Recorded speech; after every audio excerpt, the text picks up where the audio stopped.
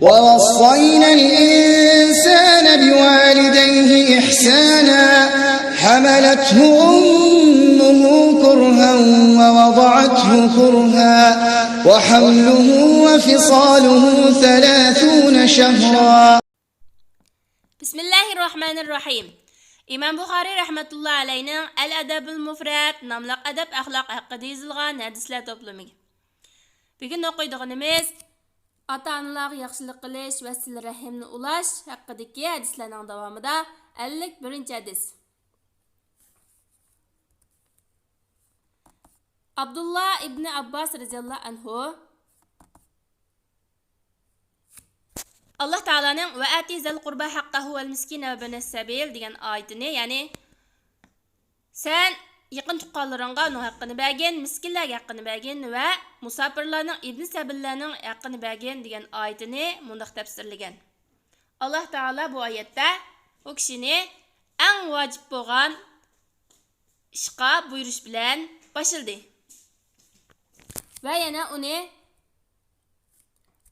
agar yanida bir narsa bo'lsa, eng afzal amalga oshildi. Bismillahirrahmanirrahim. Dersimiz Al-Adabul Mufrad nomli kitob bo'ladi. 51-hadis keldik. 51-hadisda Abdullah ibn Abbas radhiyallohu anhu mundaq dedi.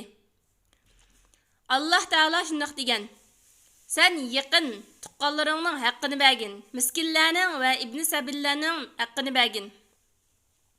Yani yaqin tuqqanlar degani nasabdoshlik munosabati bo'lgan, yaqin, yiroq ish qilib nasabdoshlik munosabati bo'lgan tuqqanlarning hammani o'z ichiga oladi.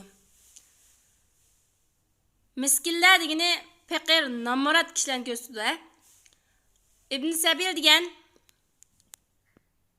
mayli davlatida, o'zining shahrida, o'z turayotgan yerida boy bo'lsin yoki kambag'al bo'lsin, safarga chiqib, safarda uzuq-tuliki va pul pichaklar tugab qolgan. Shuningdan keyin o'zining yurtiga, o'zining uyiga qaytishga qurb yetmagan mushundaq kishi.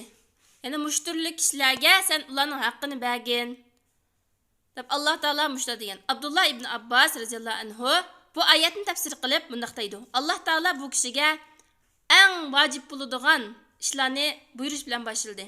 Va yana u kishini eng afzal amallarga boshlab qo'ydi, ko'rsatib qo'ydi. Agar uning yanada bir narsa bo'lsa, bunda deydi. Munda dedi. Bir narsa bo'lsa, ularga faqir, miskin, ibn sabil va yaqin urug' tuqqanlarga birsa bir narsa bo'lsa. Agar uning qaysi bir narsa bo'lmasa, uning qanday deyishni kutib qo'ydi. Munda dedi Alloh taolo: sen ulardan, ya'ni sana muhtoj bo'lib qolgan yoki shunday qiyin ahvol qolgan kishilardan Alloh taolaning rahmatini, Rabbingning rahmatini umid qilib, ulardan yuz o'rgin va ularga yengil, qulay so'z qilgin. Ya'ni bu kishilar sendan bir narsa so'rasa, sana muhtojligini ifodalagan vaqtida qo'pol tegmay, chiroyli gap qilgin. Va niyatingda agar menda haqiqatan bir narsa bo'lgan bo'lsa, bagdak bir narsa bo'lgan bo'lsa, taqdim etgan bo'lsa, albatta yordam qilatdim.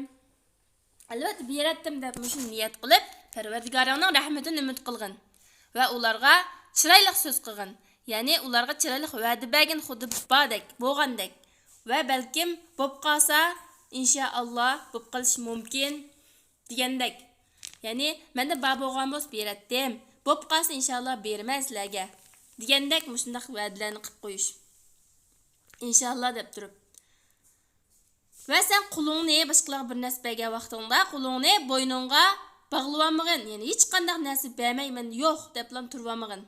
Va qo'lingni butunlay echib etmagin, yeyib etmagin. Ya'ni o'zingda bor narsaning hammani bir vetib, shuning bilan fataquda maluman mahsura. Shuning bilan siniq qishingga kelgan kishilar, buningdan keyin kelgan kishilar siniq qishingda hech qanday narsa topolmaganga sen malomat qilib, anandan keyin sen bir narsa bergan kishilar seni hasrat kesib bunda qilib qo'ymsin deydi. Sen bir narsaning hammani bo'ptilar bir o'tay, keyin bir gap bo'lar deb hammani bir vetib, shuningdan keyin boshqalar bir narsa so'rab kelsa, beramay shuningdan keyin berish qodir bo'lmagan ekan, u so'rab kelgan kishilar seni malomat qilib, hech nima bermading-ku bizga deb o'ylab qoladi, malomat qiladi va Hammani berib o'tgan bu deb boshqalar malomat qiladi va shu hamma narsani berib o'tganliging uchun o'zing voy istab hasrat qilishing mumkin. Shu kishilar seni hasrat qiladi deb shuni tafsirlabdi. 27-bab sil rahimni ulashning fazilati.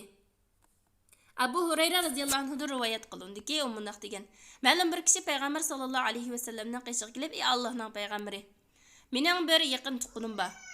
Tuqqanlarim bor. Men ular sil rahimni ulusam, ular üzüdi mendan. Men ular yaxshilik qilsam, ular menga yomonlik qiladi.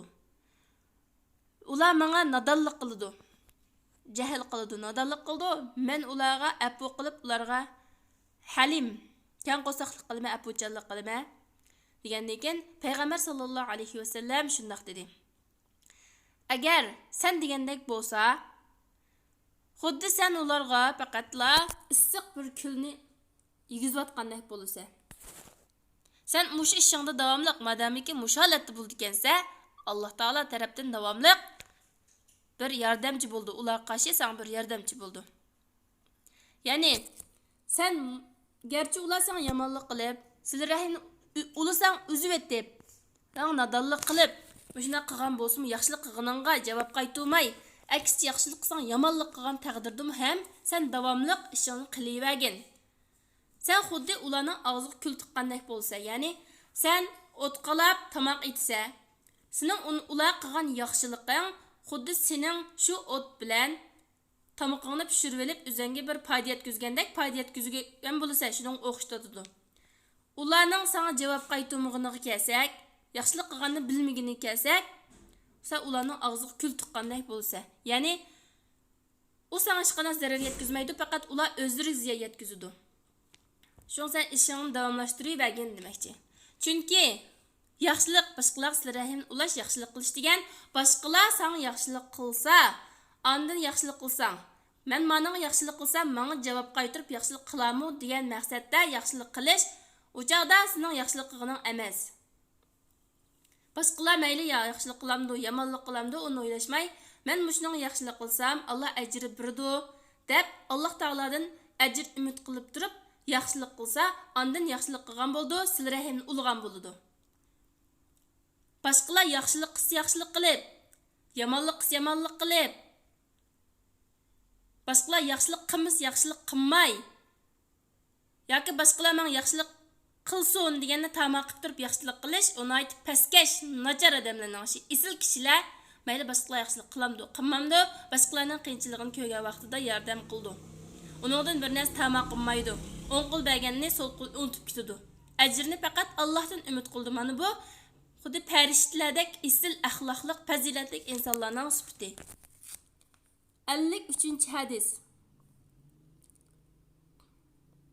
Lekin 52-hadisda payg'ambar sallallohu alayhi vasallam boshqalarga yaxshilik qilsa, yaxshiligini bilmagan, shukr qilishni bilmagan kishilarni so'kyapti-da. Ham boshqa hadislardami boshqalar sen yaxshilik qilsa, uningdan oshirib turib javob qaytargin deb mush mazmundagi hadislar bor. Boshqalar yaxshilik qilsa, uni ko'rmasga selib, yaxshilik qilgan o'rniga yomonlik qilib, shukr qilishni bilmaydigan bunda kishilarmi bek pastkash, nachar insonlar bo'ldi. 53-hadis. Abdurrahman ibn Avf radhiyallohu anhu payg'ambar sallallohu alayhi vasallamning mundaq deganligini anglagan. Alloh azza va jalla mundaq deydi hadis qudusida: "Men rahmandurman", ya'ni nayt mehribon shafqatli zot. Men rahimni, ya'ni mehr shafqatni, mehr muhabbatni yaratdim va uningga nasil rahimga o'zimning ismidan ajratdim. Ya'ni Rahman Alloh taolaning ismi, rahimni yaratdi, ya'ni mehr shafqat, mehr muhabbatni sil rahimni yaratdi. Ya'ni shu o'zimning ismidan shu rahimga ajratdim. Ajratib chiqadim. Kimki sil rahimni ulasa men uni ulayman, kimki uni uzvatsa men uni uzitaman debdi. Ya'ni Alloh taolo qanday ulaydi, qanday uzitadi deganda inson o'zining urug' tuqqanlarini odat izlab tursa, sil rahimni ulab tursa, uning beshiq kun tushgandimi urug' tuqqanlari uningga sil rahimni ulab yordam berdi, uning yanida bo'ladi. Da'vat qilmoqchi bo'lsa, biror ishlarni qilmoqchi bo'lsa, biror ishlarni o'zi chiqarmoqchi bo'lsa, uning urug' tuqqanlari uning yanida turib, uni qo'llab-quvvatlaydi. Odat sil rahimni ulmasa, beshiq kun tushgan vaqtida yoki biror ishni vujudga chiqarmoqchi bo'lsa, qishida hech kim topolmaydi, yolg'iz qoldi. Shuning bilan xuddi Alloh taolo uning sil rahimni ulab, uzayotganga o'xshash bo'ldi.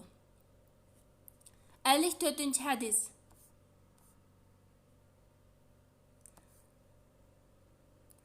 Abil Anbasa degan kishidan rivoyat qilindi. O kishi shunday deydi: "Men Abdullah ibn Amr roziyallohu anhuninki qashiq kirdim, Vahd degan joyda, ya'ni Toifdagi bir joyning ismi ekan. U bunday deydi: Payg'ambar sollallohu alayhi vasallam bizga barmoqini igib ko'rsatdi va dediki, sil rahim rahmat taoloning bir parchasi. Kimki uni ulusa, uni ulaydi, kim uni uzutidi. Qiyomat kunimi bu sil rahimning nayt fasohatlik, nayt o'tkir, ravon va nayt fasohatlik balog'atlik tili bo'ladi. Ya'ni oldingi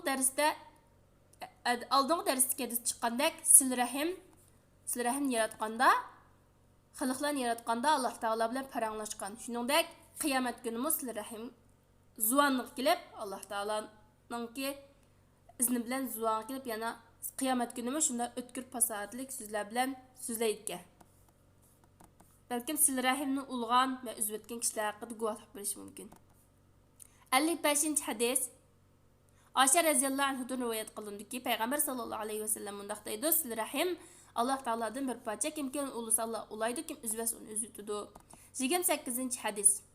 Sil rahimni ulash ömrni ziyoda qiladi. Buni bir qatam deb o'tgan sil rahimni ulash ömrni ziyoda qiladi degan haqiqiy ma'nosini tushunish mumkin.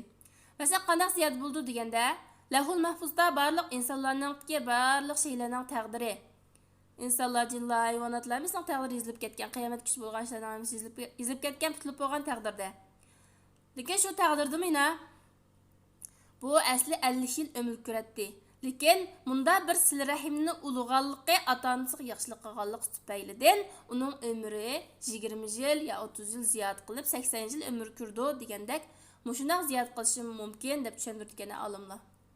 Yoki bo'lmasa yana bir xil ma'noda qancha ömür ko'rsin, lekin uning ömriga Alloh barakat berib, xuddi az ömürda, masalan 50 yil ömürda xuddi 1-200 yil ömür ko'rib qilayotgandek ishlarni qilib o'talaydi, manfaatli foydali ishlarni o'ylab chiqib, ömri shunda barakatli bo'lib ketadi deb tushuntirgan. 56-hadis. Anas ibn Malik roziyallohu anhu shunda payg'ambar sollallohu alayhi vasallam bunday degan: "Kimki uning rizqi kengri bo'lishni, rizqi kengri qilinishni va ömür uzatilishni yaxshi ko'rsa, undaqda sil rahimni ulusun" debdi. 57-hadis. Kimniki rizqi kengri qilinishi va ömür uzun qilinishi yaxshi, uni xo'shal qilsa, unda sil rahimni ulusun. Mazmun oldingi hadisga o'xshash, lekin hadisninki isnodi o'xshamaydi, hadisni kuchlantirish roli bor. 29-bab. Kimki sil rahimni ulsa, uning ahli yaxshi ko'rdi, ya'ni urug' tuqqanlari yaxshi ko'rdi. 58-hadis. Abdullah ibn Umar roziyallohu anhu shunday deydi: Kimki Rabbidan taqvodorlik qilsa, ya'ni buyurganlarni qilib, cheklaganlardan yansa, sil rahimni ulsa, uning ömrü ziyoda qilindi va meli ko'paydi. Boy bo'ldi demekki. Va uning ahli uni yaxshi ko'rdi. 59-bab. Abdullah ibn Umar roziyallohu anhu shunday deydiki, kimki Rabbidan qo'rqsa va sil rahimni ulsa, uning ömrü ziyoda qilindi, meli ko'paydi va uning oilasi, ahli yaxshi ko'rdi. Mazmun oldingi hadisdan o'xshash lekin buningki raviylari sanad o'xshamaydi, hadis rivoyat qaramay. Shuningdek bu hadisni kuchlantirdi. Sanatning har xil bo'lishi hadisni kuchlantirib, hadisning quvvatini oshirdi. Subhanakallahumma bihamdik ashhadu an la ilaha illa anta astaghfiruka va atubu ilayk.